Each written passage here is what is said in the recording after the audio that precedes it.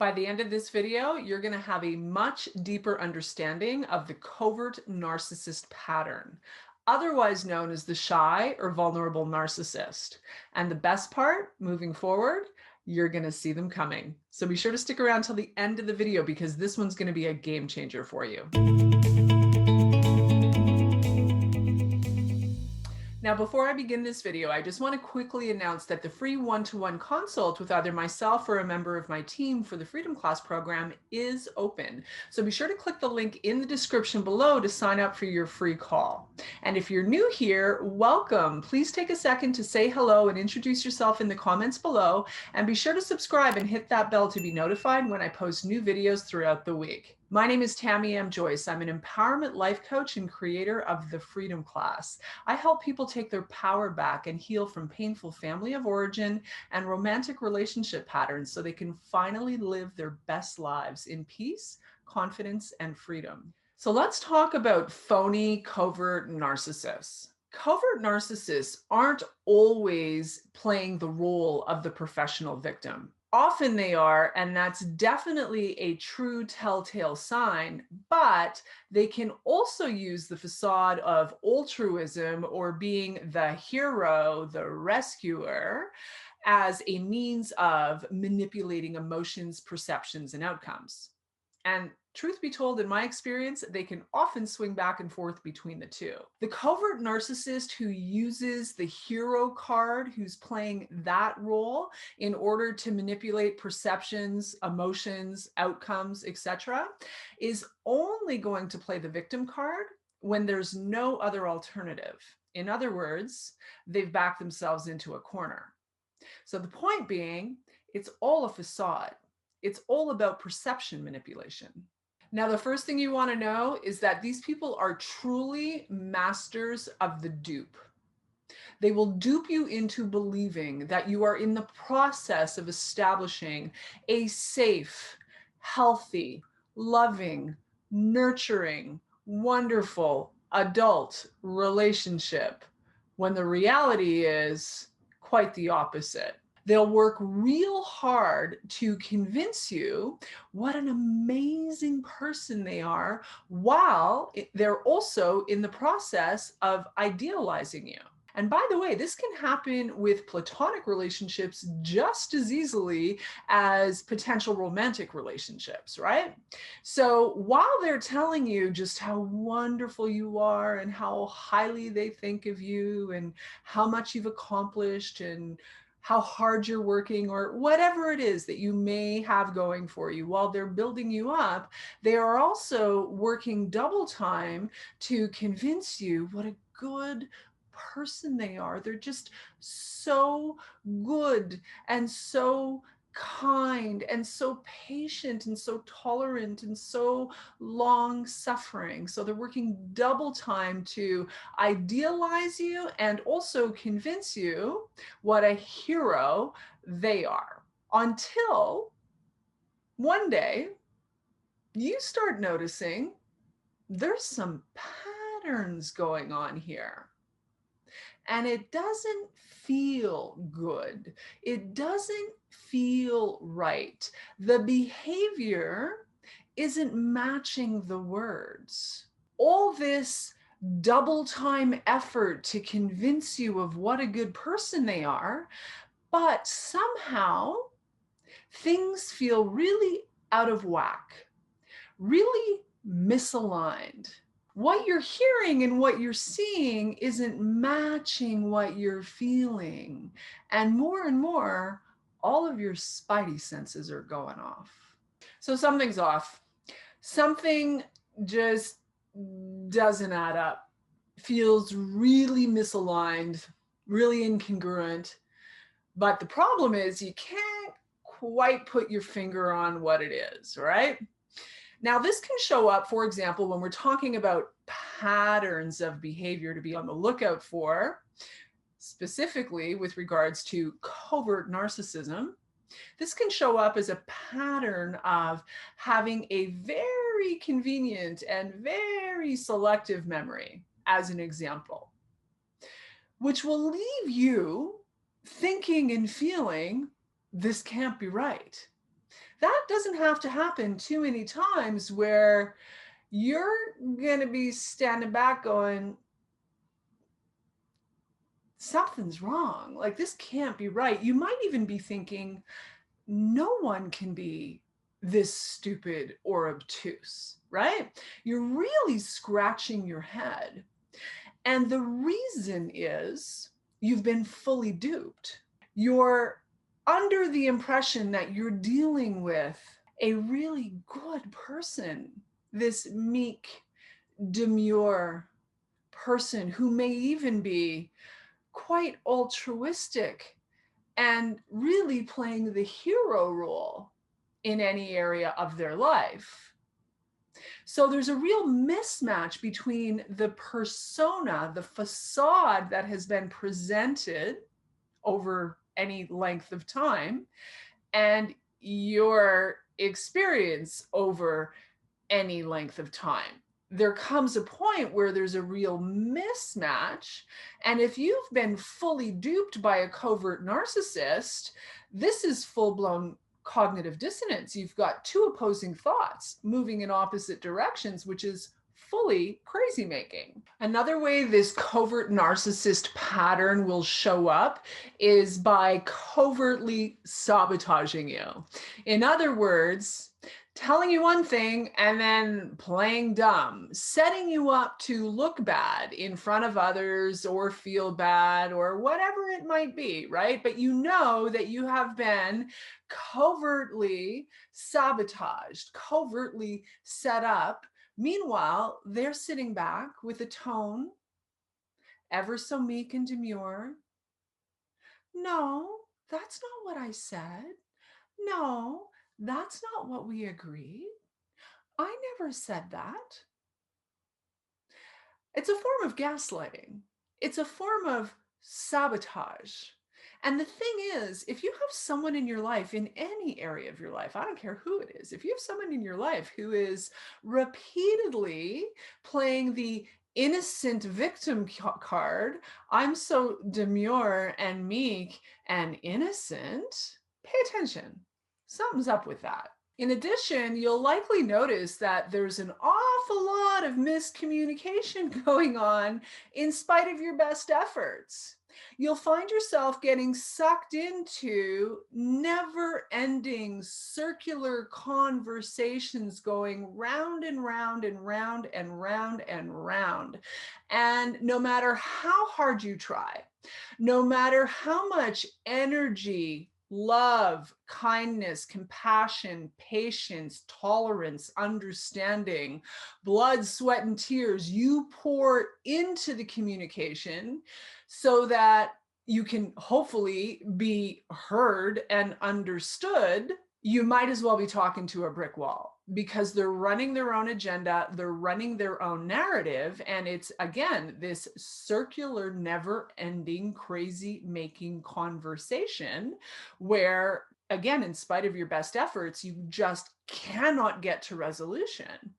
And you'll know you're stuck in the middle of one of these when, in spite of the words coming out of your mouth, you are being accused of thinking, feeling, and saying things that you aren't thinking, feeling, and saying. So you'll be expressing your truth, your reality, your perspective from a place of sincere, genuine desire to, resolve whatever may be going on. And no matter how hard you try, no matter how many times you repeat yourself, no matter how clearly you communicate, again, they're running their own agenda. They're running their own narrative. So you might as well be talking to a brick wall. You might as well stop allowing your vital life force energy to be drained from your very being in this fashion because they're not going to hear you.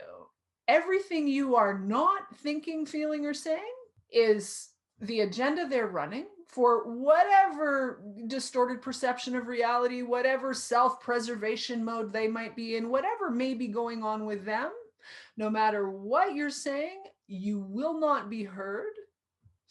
And everything you are not thinking, feeling, or saying is what they are taking for cash, no matter how hard you try. And then it's very clear. Not only are you being misunderstood, you're also being misrepresented. Good times, good times. Now, inevitably, if you are in any type of relationship with someone who lands on the spectrum of covert narcissism, in other words, has a covert narcissistic pattern playing out, right, in their persona, in their psyche, they're operating at that level of consciousness or unconsciousness, to be more accurate, right?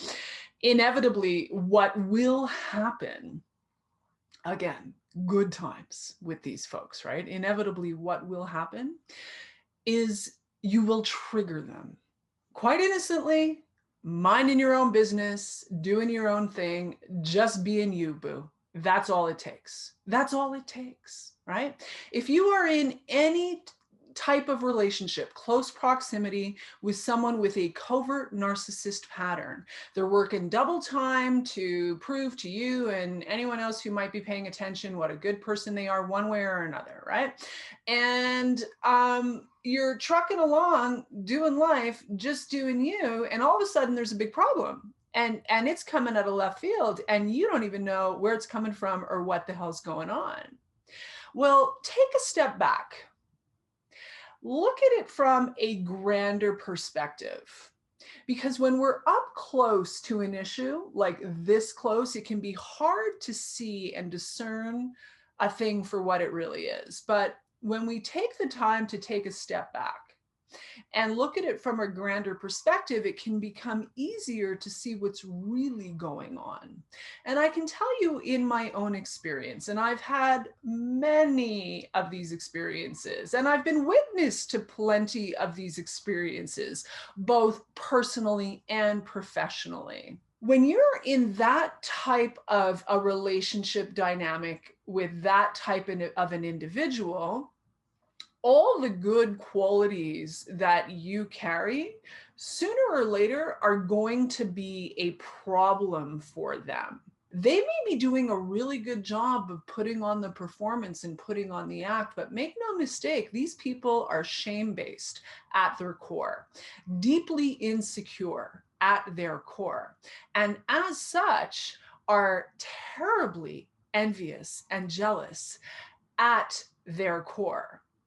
So it could be something as simple as you make it to the gym regularly. They really struggle with that. You mention how you made it to the gym last night. Suddenly they're resentful, bitter, envious, because you should know like what a problem that is for them. How dare you be so insensitive?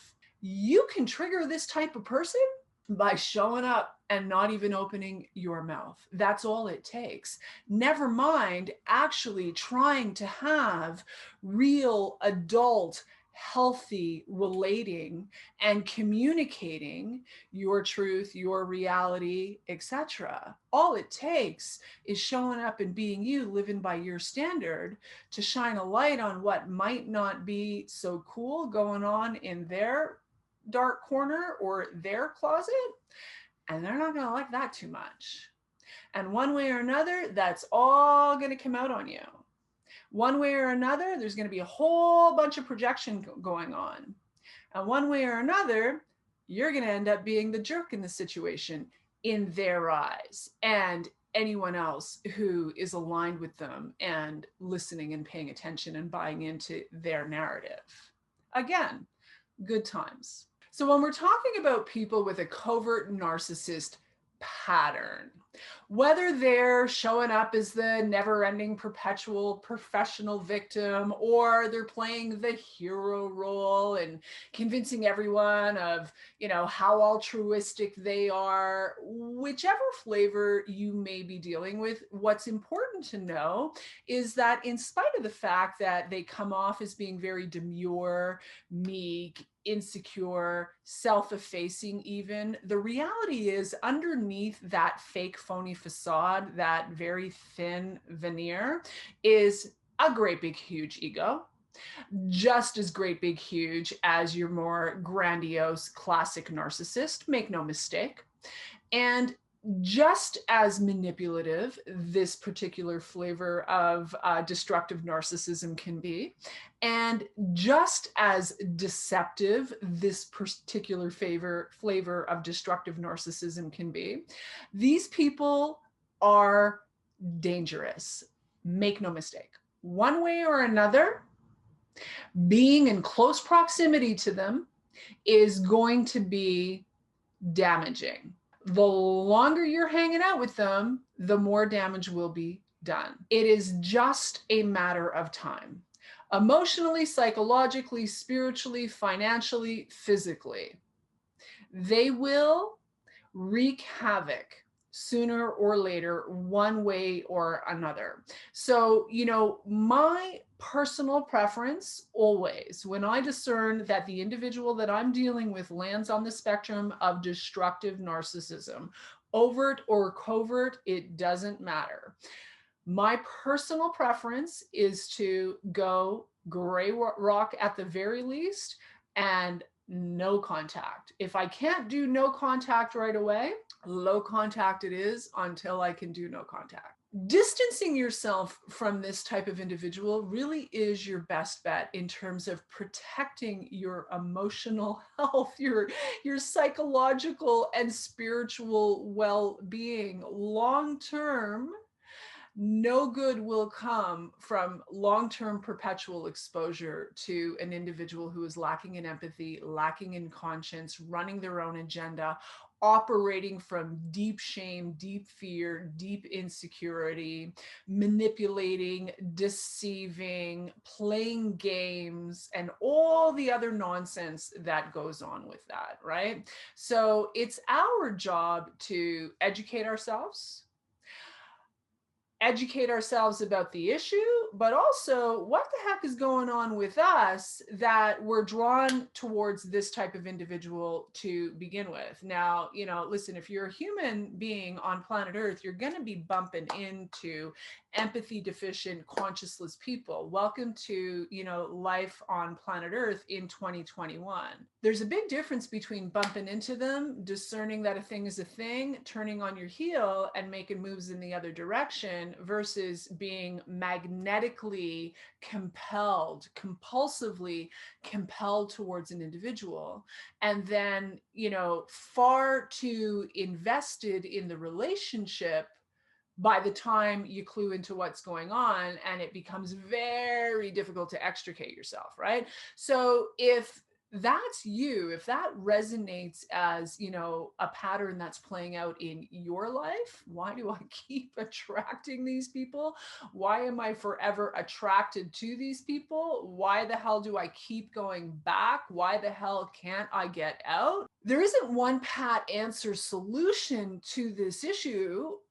These are complicated issues for sure, but what I can tell you is this: our personal healing and recovery work is the antidote, is the answer. When we take the obsessive compulsive focus off of them and what they're doing and not doing, and on it goes, and instead pour all of that energy and attention into our own healing and recovery, doing our own personal healing and recovery work, everything changes.